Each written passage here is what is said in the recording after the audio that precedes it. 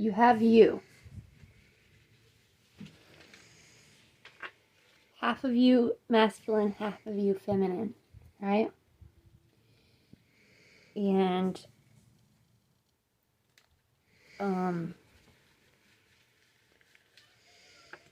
there's other parts of you, but right now we're just going to focus on these two. So masculine and feminine, or let's say narcissistic and empath, or narcissist and an empath, right? And you were abused as a child. You will typically become either a people pleaser or a people abuser. Okay? Both ones are not good. They need help. Both ones are not good if you remain in that at all times. But when they say that an empath is attracted to a narcissist and a narcissist is attracted to the empath, it's because they're both trying to fix the other person subconsciously. The narcissist might not think he's trying to fix the empath, but in fact, they're trying to fix themselves. They see that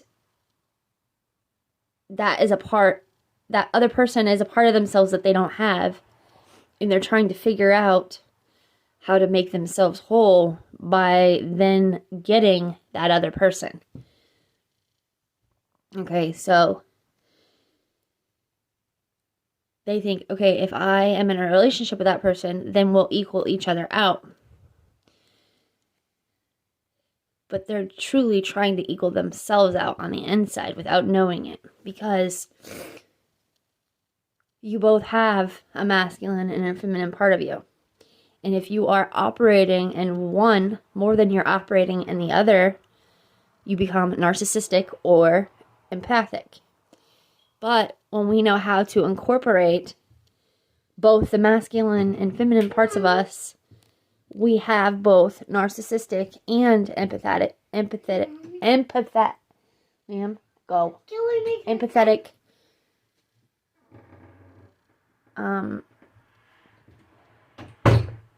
we have the ability to go into either side of them. That's why they say a dark empath is the only one that can destroy the narcissist.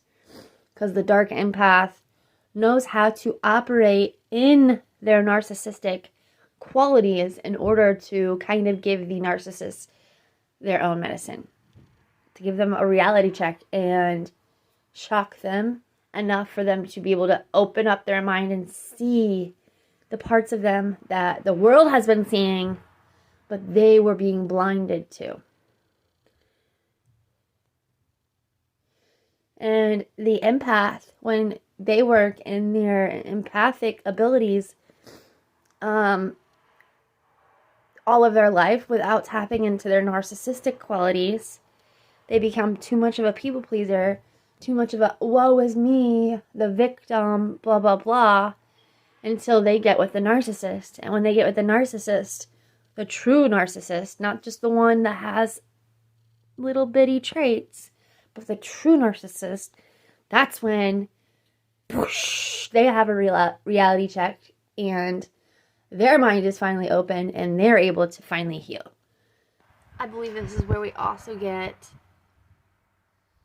the effects of the twin flame and the false twin flame, because they would see their true twin flame as the person who eventually ends up healing, and then they can come back into union together in a relationship after they both have healed.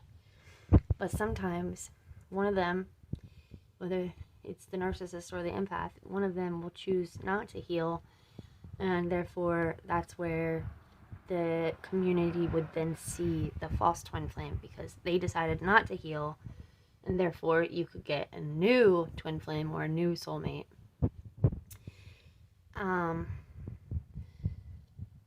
And the disorders that go along with the narcissism and empathic qualities, I believe, are the disassociation identity disorder and multiple personality disorder. So the empath and the narcissist both have the ability to create more personalities than one within themselves in order to fit into whatever person's life they're in order to either please them or trick them. Just as much as these parts of themselves that have been fragmented, that are not whole, then create other identities within that person as well, therefore making a different you or a fragment of you. Say you're in a relationship with one person and you feel like you're not getting the attention or appreciation that you deserve, and you're in that relationship for a long time, and you end up cheating on them with somebody else and go into that other relationship, and say that other relationship is where the empath meets the narcissist and their worlds blow up, and that person that was cheating on the other person gets cheated on, and their mind is open to all of these things, and they end up going on a healing journey, breaking up with the narcissist, and eventually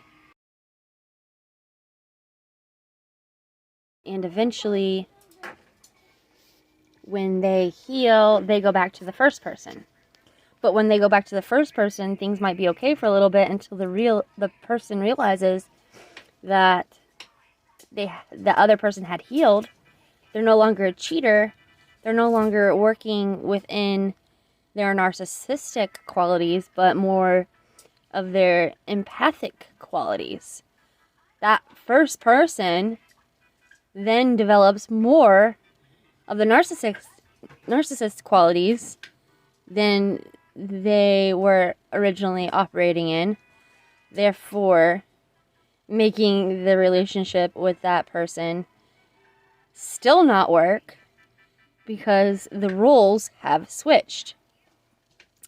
And that first person who just wasn't giving the other person everything in the ability that they thought they needed then actually becomes the cheater, while the person who was cheating has to sit back and see the dynamics change in order to fully open up their mind to how all of this worked in the first place.